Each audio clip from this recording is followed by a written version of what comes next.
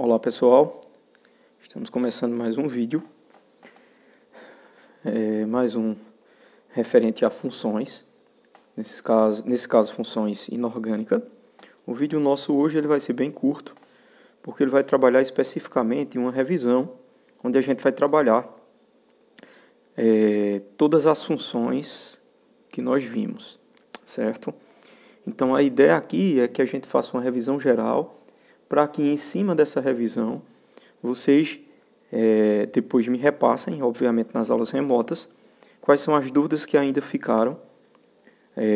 Lembrando um pouquinho os vídeos anteriores, a gente começou esses últimos vídeos, falando sobre a parte de nomenclatura, que dentro de todo o assunto que a gente viu é realmente a parte mais complexa. E em cima desses vídeos de nomenclatura, a última aula foi questionado a vocês qual seria as dúvidas que vocês tinham. E se o vídeo poderia ser um vídeo de revisão geral, para que a gente pudesse trabalhar especificamente todas essas funções. E foi exatamente o que vocês pediram, uma revisão para que a gente trabalhasse as partes principais dos assuntos referentes às funções, e é isso que a gente vai fazer nesse vídeo, tá certo?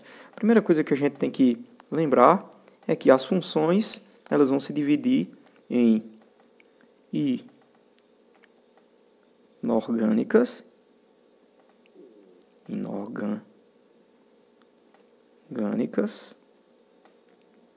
certo? E orgânicas.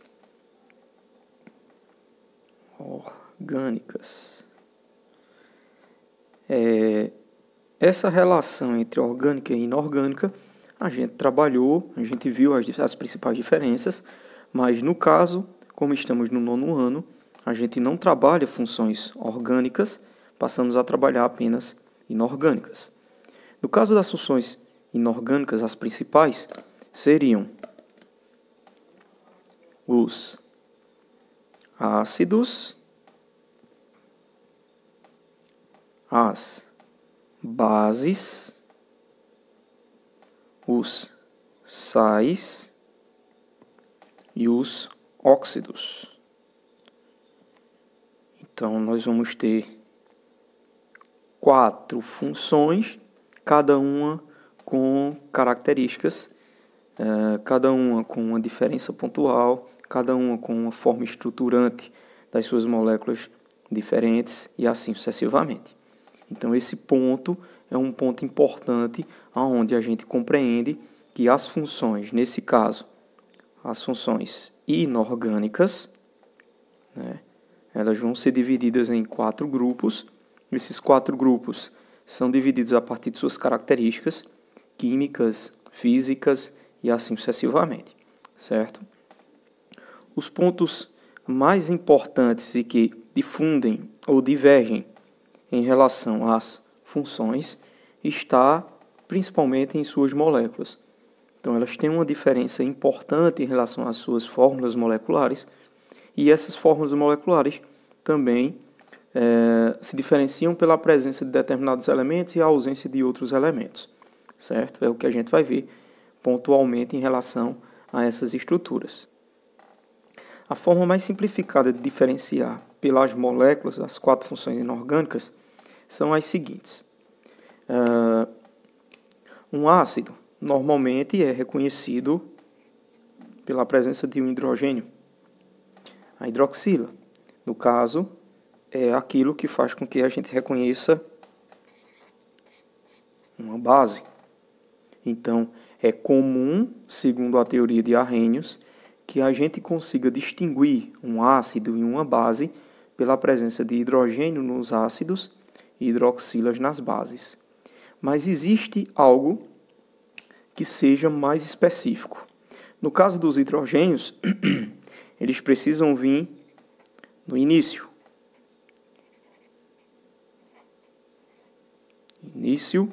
da molécula.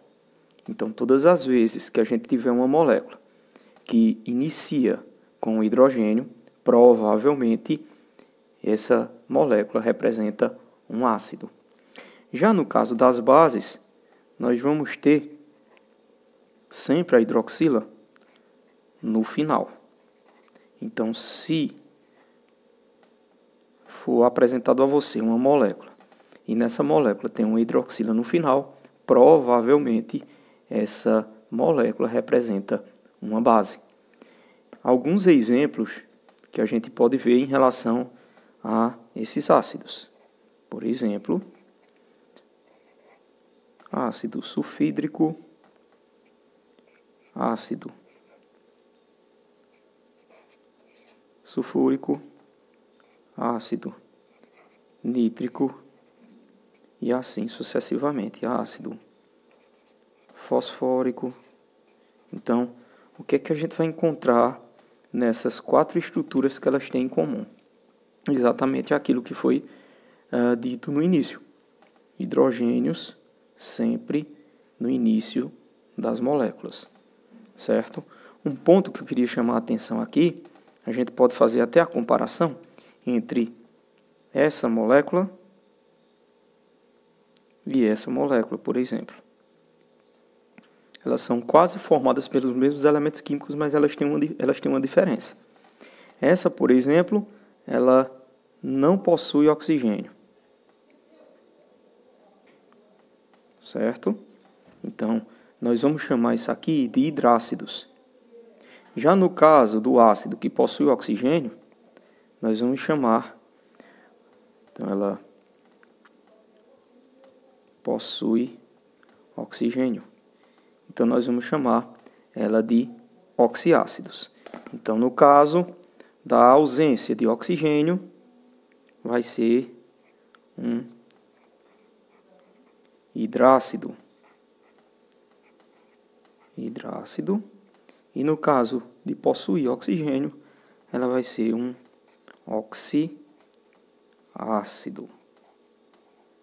Isso é importante para que a gente possa diferenciar as estruturas ácidas. Ok? Então, recapitulando, ácido, a forma mais simples de se identificar um ácido é quando a molécula inicia com hidrogênio. Ao iniciar com hidrogênio, nós se deparamos com estruturas que são consideradas ácidas. Já no caso das bases, como foi dito inicialmente, é toda e qualquer molécula que possua no final da sua molécula uma hidroxila. Alguns exemplos de bases.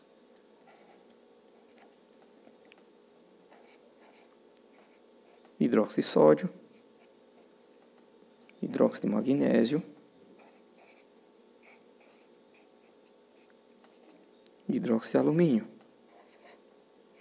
Então, nós vamos observar, por exemplo, que essas estruturas, todas elas, possuem sempre hidroxilas no final. Ao terem essas hidroxilas no final, nós temos a representação de uma base. Um ponto importante que a gente pode verificar nos exemplos que foram dados é que também há uma variabilidade do número de hidroxilas em relação a cada elemento químico presente na molécula. Essas quantidades de hidroxilas, elas variam de acordo com o número de elétrons que cada elemento perde, pois esse elemento aqui será o cátion, esse elemento aqui será o ânion. Esse perde, esse ganha. Então, normalmente, o sódio perde 1 elétron, o magnésio perde 2 elétrons, o alumínio perde 3 elétrons. Então, por isso, a necessidade de quantidades de hidroxilas diferentes. Ok? Para a gente concluir a fala em relação a ácidos e bases, a gente não poderia deixar de falar nas reações de neutralização, certo? O que vai ser uma reação de neutralização? Uma reação de neutralização,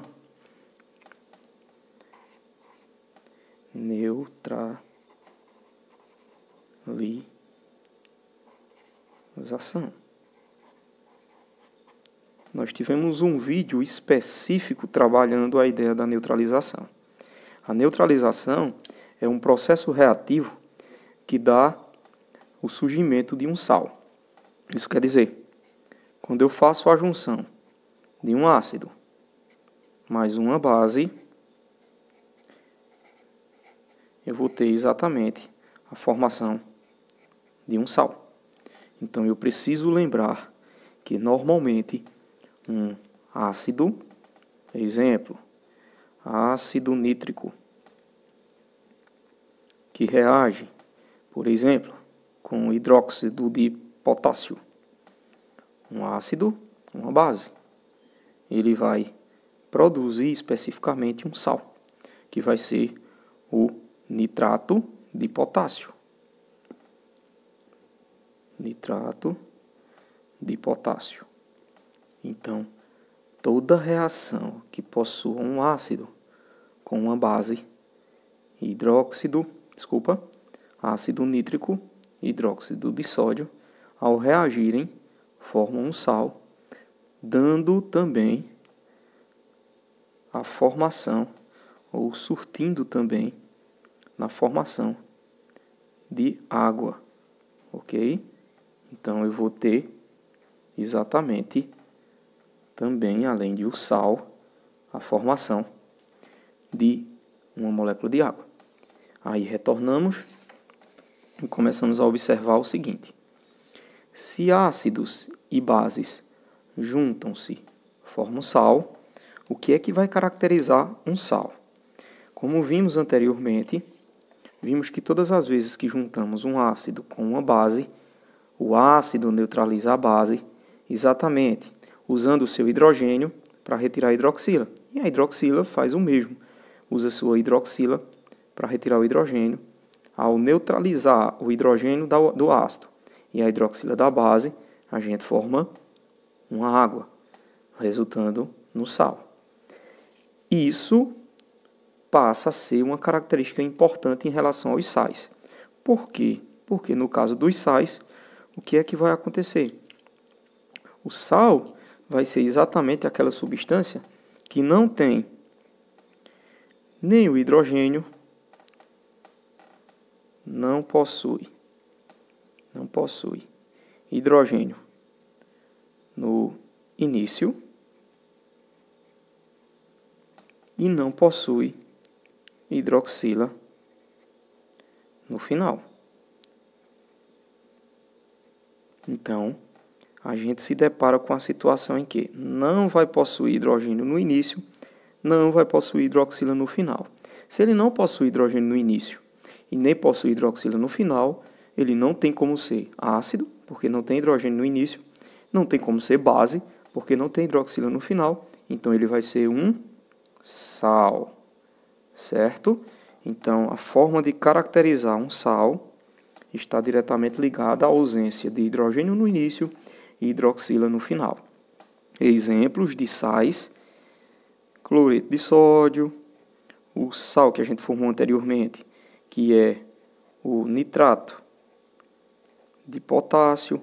A gente pode ter, por exemplo, o sulfato de magnésio e muitos outros sais que existem a partir da formação de um ácido e uma base. Então, mais uma vez, para a gente deixar bem claro, não existe hidrogênio no início, não existe hidroxila no final.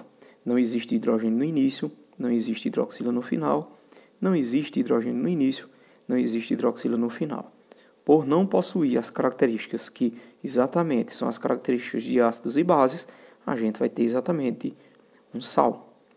Uma observação que pode ser extremamente relevante é que, vejam, eu tenho um sal aqui que não tem oxigênio, mas eu posso sim ter sais que têm oxigênios. Então, eu posso ter um sal sem oxigênio e um sal com oxigênio. Além disso, eu posso também ter sais que podem possuir tanto hidrogênio como hidroxila, mas nesse caso não podem ser nem no início e nem no fim, certo? Eles precisam vir no meio da molécula.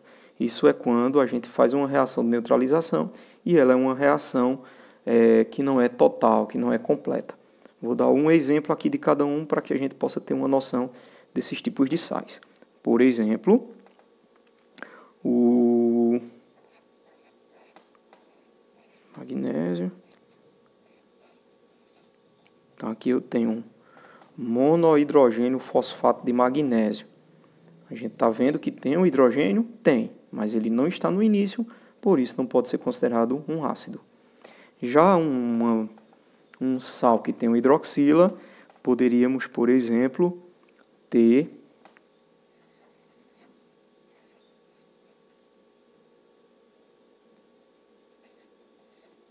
o monohidróxido sulfato de alumínio. Veja, ele também tem o hidroxila, mas esse hidroxila não está no final. Então, nós temos aqui um sal que tem hidrogênio, e nós temos um sal que tem hidroxilas. Ok? Então, só recapitulando, para reconhecer um sal a partir de sua molécula, ele não pode ter hidrogênio no início e ele não tem hidroxila no final. Ok? E, por fim, nos deparamos com os óxidos. Os óxidos são bem simples de serem compreendidos. Eles são formados exatamente por uma molécula que obrigatoriamente precisa ter oxigênio. Então já está dizendo, óxido tem que ter oxigênio. Mais qualquer outro elemento que seja menos eletronegativo do que o oxigênio. Então, é um oxigênio mais um elemento químico menos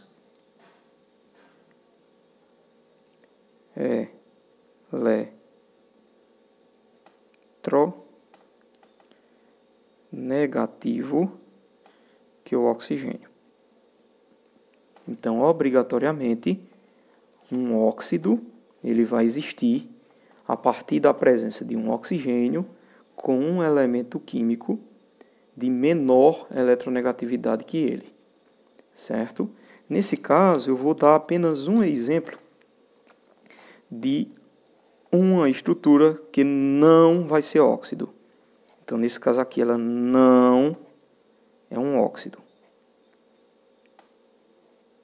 Então, ela não vai ser óxido porque quando eu tiver, por exemplo, essa substância aqui. Ok? Por que ela não vai ser óxido? É bem simples. O flúor é mais eletronegativo do que o oxigênio. Por ser mais eletronegativo do que o oxigênio, isso é um dos exemplos que a gente vai ter, que as estruturas, que a molécula é formada por dois elementos químicos, e um desses elementos químicos, mesmo sendo o oxigênio, não vai ser óxido, porque o flúor é mais eletronegativo do que o oxigênio. Mas a gente tem muitos outros exemplos de óxidos, muitos que a gente utiliza no nosso dia a dia, no nosso cotidiano. Alguns exemplos: dióxido de carbono, monóxido de carbono, dióxido de enxofre, dióxido de nitrogênio. E aí vem uma molécula importante, molécula de água. Então, a molécula de água, ao qual eu vou dar destaque agora no finalzinho, ela vai ser uma molécula que é considerada um óxido. Mesmo possuindo hidrogênio no início, que é uma das características dos ácidos, ela tem muito mais característica de um óxido do que de um ácido. Então, nós vamos considerar a água como sendo um óxido, também conhecida como hidróxido de oxigênio ou óxido de hidrogênio. A gente vai ter a água como sendo uma molécula caracterizada como sendo um óxido. Então, para a gente concluir nossa revisão, a gente viu que as funções elas podem ser inorgânicas e orgânicas. Orgânicas normalmente estudamos na terceira série do ensino médio, certo? Engloba, por exemplo, álcools, fenóis, aldeídos, cetonas, ácidos carboxílicos, ésteres, éteres, aminas, amidas. São muitas funções oxigenadas. São muitas funções orgânicas. No caso das funções inorgânicas, que é as que a gente está estudando, elas são 4: ácidos, bases, sais e óxidos. Normalmente, no 9º ano, aprendemos a diferenciá-las, principalmente por suas moléculas. Então, eu vou caracterizar um ácido pela presença de um hidrogênio no início. Eu vou caracterizar uma base pela presença de hidroxila no final. Eu vou caracterizar um sal por não possuir hidrogênio e nem hidroxila nem no início nem no final, e um óxido vai ser uma substância formada por um oxigênio mais um elemento que seja menos eletronegativo do que ele, certo? Nós temos, obviamente, outras formas de identificar ácidos e bases, passando, por exemplo, por leis de Arrhenius, por lei de London, mas que não vem ao caso agora a gente entrar nesses preceitos, certo? Eu posso adiantar apenas que durante as aulas a gente viu sim a forma de identificação dos conceitos de Arrhenius, que é quando a gente pega um ácido, coloca na presença de água e realizamos uma ionização. Ao realizar uma ionização e sobrar, e um dos produtos forem o hidrogênio cátion, certo? Nós vamos ter um ácido. E segundo ainda a teoria de Arrhenius, quando dissociamos, né, a gente faz a dissociação de uma base e gera um hidroxilaânio, nós vamos ter uma base, ok? Espero que vocês tenham gostado do vídeo. Foi um vídeo de revisão sobre os principais conceitos de ácidos e bases.